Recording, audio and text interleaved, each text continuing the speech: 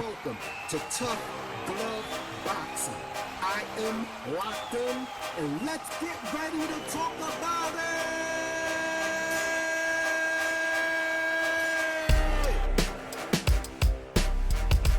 What's good, everybody? I'm locked in. Welcome to another episode of Tough Glove Boxing. First of all, as always, I want to give a salute to all the tough girls and tough guys that apply pressure to that like button. If you're new to the channel, I welcome you to subscribe and become part of the Tough Glove family. We're a small family, but we're a strong family. And you don't have to agree with anything I say. All you got to do is do what I do, and that's love the sport of boxing. So as always, I'm going to go ahead and get into the playlist so you'll know what the content is about before the video starts. And then I timestamp the video so you can skip to the subject that most interests you. But I encourage you to rock with your boy, watch the whole video if you can, or come back and watch the parts that you miss, as I try not to make the videos that long. I try to keep all of the content as short as possible because I know everybody got busy lives, including myself. So with no further ado, let's get into the playlist. We're going to talk about Josh Taylor and Teofimo Lopez.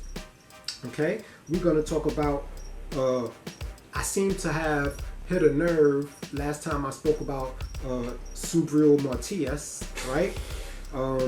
And why I felt he loses to Regis Prograis. So we're gonna get into that. The word did get back to Regis Prograis that Matias is looking to fight him. I also want to talk about his response to that video. We're gonna talk about Jack Catterall being in talks with Regis Prograis for that fight coming up, according to Mike Coppinger. I mean, you know, I rock with Mike Coppinger, but he wasn't the most accurate and on point of his statements last year, so we can take that part with a grain of salt until we hear it officially. And we also going to talk about why the Aussies, the flossy bossy Aussies in Australia, should appreciate Toni Harrison, even with all his antics. All right, even with all his antics, I'm going to tell you why you should appreciate your boy Toni Harrison, who this weekend has a fight coming up with the Thunder from Down Under, Tszyu. All right, and with that said, let's go ahead and get into the video. Now, first, let's talk about Josh Taylor versus Teofimo Lopez. That's the fight that I'm looking forward to. I already told y'all how I feel about it. I think Josh Taylor is going to expose Teofimo Lopez for the third time, because if you ask me, he's already been exposed twice. He lost to George Ferocious Kambosos Jr. In a thrilling dogfight, right? Everybody thought he was just going to walk through, you know, the Australian, but the Aussie showed up to fight, and he ended up taking all of Teofimo's jewelry in Teofimo Lopez's hometown. So we're going to talk about that, but there's some other things I want to talk about with Josh Taylor, right? Because check it out. As much as I rock with Regis Prograis, Josh Taylor is, in my opinion, the king of the 140-pound division. That's just hands down. He's the only one at 140 pounds who was undisputed. Right after him, I give it to Regis Prograis, and he did defeat Regis Prograis in, you know, a tough battle, right? So, but he's the one that was undisputed at 140 pounds. So even though he did drop 3 of his belts, right? I believe he kept the WBO belt, and we're going to talk about that as well. I thought it was wise of him, and it also made me like him that much more and showed me that he was that much of a dog as to why he kept the WBO belt. So now, Josh Taylor, the king of the 140-pound division as it stands right now, has a fight coming up with Teofimo Touch the Canvas 2 times Lopez, and I think that Teofimo Lopez, I respect him for running toward that smoke. All right, I can't call him a duck for running towards Josh Taylor, even though he did duck Regis Prograis, right? But it ain't like he ducked Regis Prograis and he's fighting a nobody. He's actually fighting a top guy, in my opinion, at 140. If he defeats Josh Taylor, he is going to get all my respect and credit for defeating Josh Taylor, which is something Regis Prograis was unable to do at the particular time when they fought. However, I think Regis Prograis has learned his lesson, and I would love to see Josh Taylor versus Regis Prograis too, right? Now, Josh Taylor is a boxer puncher, right? Teofimo Lopez is a puncher boxer, okay? That way. right? And so if and the one thing I will tell you, I think Josh Taylor is going to defeat Teofimo Lopez because he has too many weapons in his arsenal. He has a much better resume than Teofimo Lopez, right? I don't think the size is going to matter when it comes to Josh Taylor and Teofimo Lopez. Josh Taylor has power. He can hurt you. He can stop you. He can drop you. And when it comes to Teofimo Lopez, you don't even have to have or be known as a power puncher in order to tap that chin and give him, make him hit the canvas. So Josh Taylor definitely has enough power to stop Teofimo Lopez. He definitely has the variety of boxing skill to defeat a Teofimo Lopez. When I look at Teofimo Lopez fights, I see the same Teofimo Lopez doing the same thing over and over again. And I think Josh Taylor figured that out. I think, matter of fact, the only reason why Josh Taylor is fighting Teofimo Lopez is because he can't get the Terence Crawford fight. Now, on that right quick, Terence Crawford is alleged to be fighting Alexis Rocha next, right? I don't think Rocha deserves that opportunity, right, over Josh Taylor. I don't think anybody, Boots Ennis or Virgil Ortiz, deserves the opportunity to fight Terence Crawford before Teofimo Lopez. Before Josh Taylor. Josh Taylor versus Terence Crawford is a fight that I would love to see. Bob Arum was really trying to make that fight, but understandably so. Terence Crawford didn't duck Josh Taylor. He was going for undisputed against Errol Spence. And that trumps. I would rather see Errol Spence versus Terence Crawford than Errol Spence versus Josh Taylor. Although before Terence Crawford leaves the 147-pound division, I would like to see him fight Josh Taylor. Now, Josh Taylor deserves that fight more than anybody. Just like when Terence Crawford became undisputed at 140 pounds, and then Jeff Horn gave him the opportunity. He activated his super champion status, moved up to 147 pounds, challenged Jeff Horn, who had the WBO, and the WBO mandated that fight to happen. Terence Crawford was able to become a 3-division world champion and claim that victory. I feel like, in a way, the only person that Terence Crawford is holding up, the only career that I feel like Terence Crawford is holding up, is the Josh Taylor fight. Josh Taylor has been trying to get Terence Crawford in the ring, for a number of years now. He even showed up at Terence Crawford's fight. Of course, he wasn't allowed to get into the ring, but he did make an appearance on camera. And it just shows me that what type of a dog he is. He's not taking an easy route. He wants the best challenges, and you don't get much better than Terence Crawford. So shout out to Josh Taylor. I'm actually rooting for Josh Taylor to beat Teofimo Lopez because I feel Teofimo Lopez is actually more hype. He gets more hype than he deserves. That's just my opinion. This has nothing to do with him being Puerto Rican or anything like that. Just from a pure boxing fan's perspective, I don't think Teofimo Lopez has what it takes to beat somebody like a focused Josh Taylor. And I'm not the only one who feels like that. I've heard many former professional champions as well as current champions and current professional boxers come out and say the same thing. Now, I do believe that Teofimo Lopez is gonna really come and try to fight and try to win and try to win this fight. He's coming to fight, okay? And the reason why I say that is because he knows that if he loses this particular fight, right? It's in my opinion, it's pretty much do or die for Teofimo Lopez with this Josh Taylor fight. Okay, it's do or die. And so, if Teofimo Lopez does defeat Josh Taylor, like I said, I'm going to give him his credit. And then I hope he tries to unify after that, But, I don't know. Because look who else has belts, right? We got Subriel Matias, right?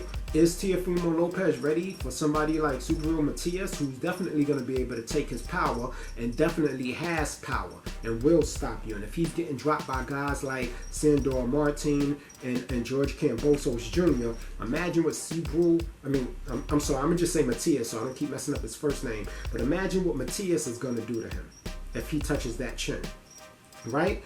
And I think, I'm pretty sure Teofimo Lopez is going to dance around Regis Prograis as long as he can, come up with all of these excuses. And so that's why I'm hoping Josh Taylor wins this fight, so Josh Taylor can drop that belt activate his WBO mandatory, and even if Terence Crawford fights Alexis Rocha, then fights Spence and drops the belt and move up, at least Josh Taylor will be able to become a champion at the 147-pound division.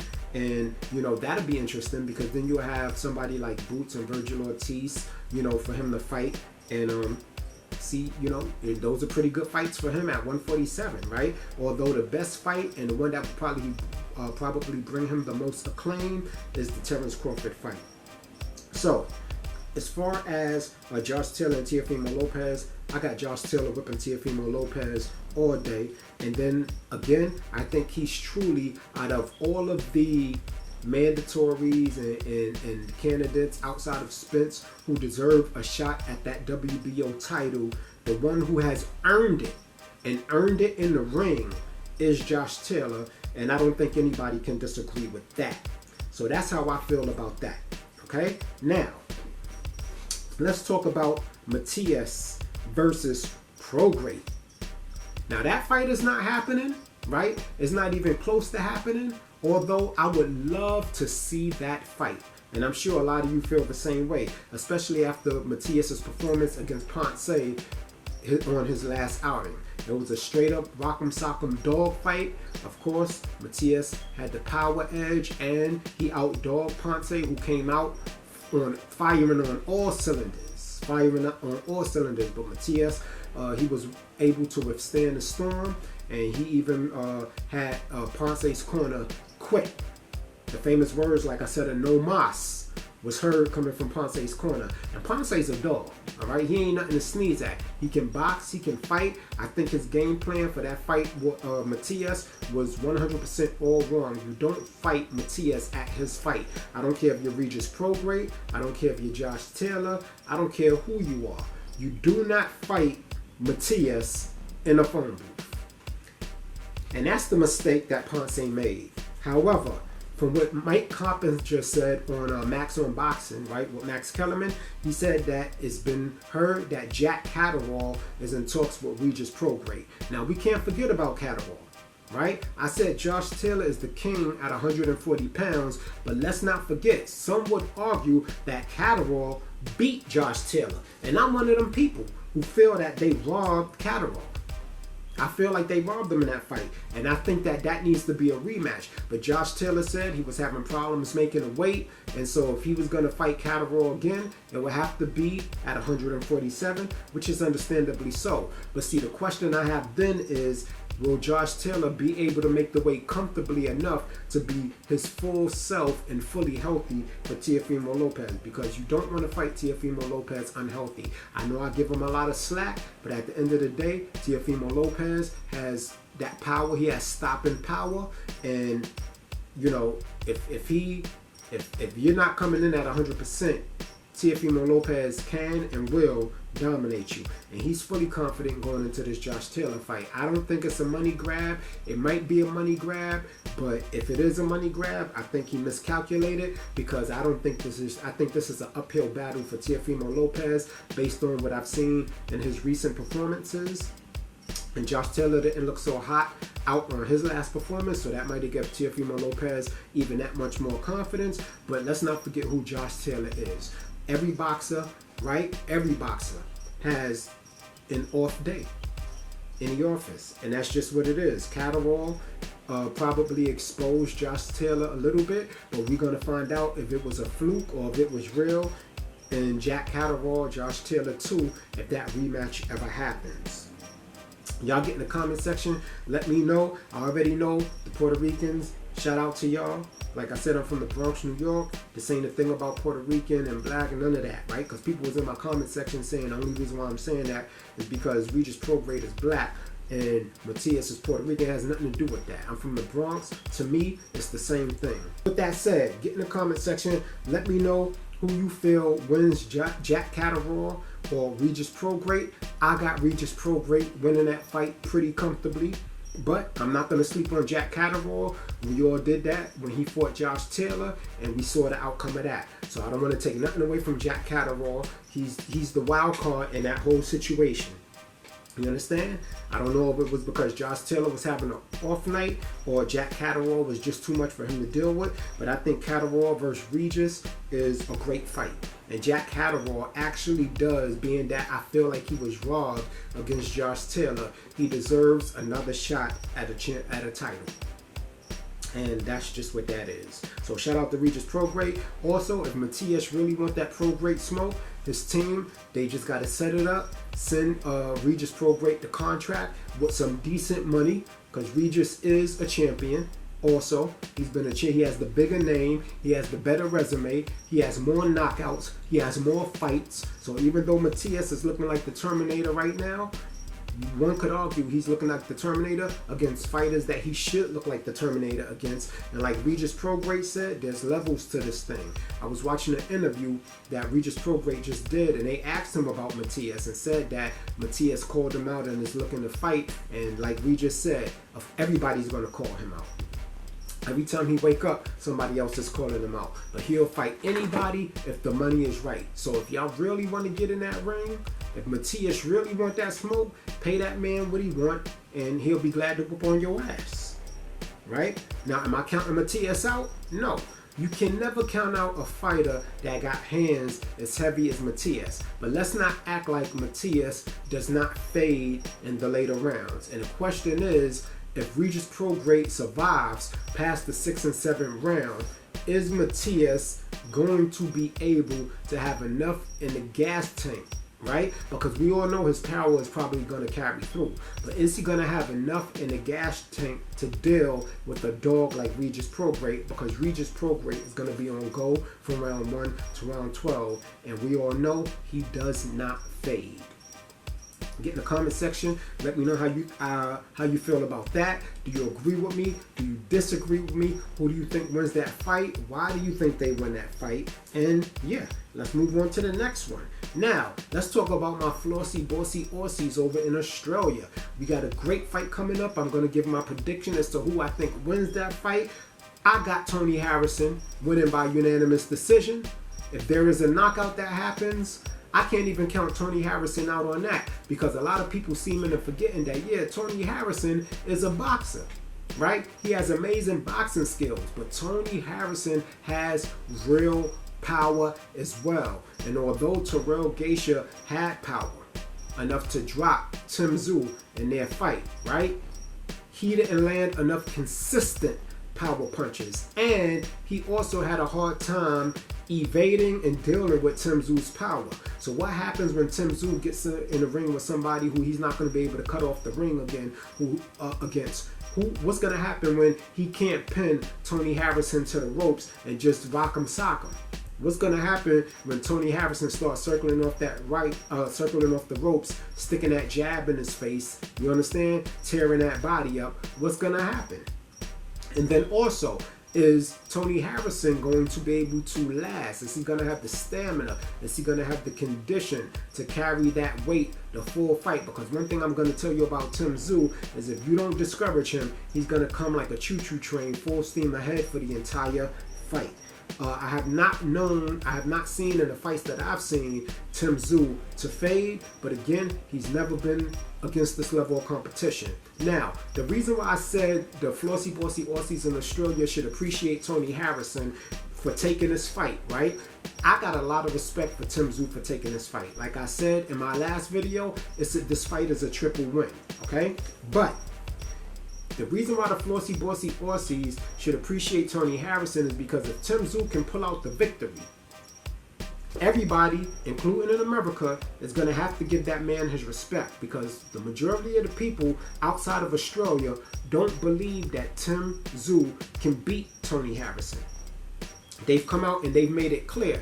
And I can see why they think that. Yeah, Toni Harrison is taking some losses, but let's not forget, your losses don't always make you, who you are, right? You can't define somebody by their losses. You got to define them by their skill and their ability. But if Tszyu is able to pull off the victory, that is the opponent that he needs, you understand, to get that respect, right? A lot of people thought he was going to get it with Terrell, but Terrell wasn't that big here in the States, right? Terrell is not like he's not known as one of the top guys. Toni Harrison is known as one of the top guys. So if Tszyu can pull off the victory, that's just going to solidify his status in the game as somebody that's a real deal, you know, force to be reckoned with.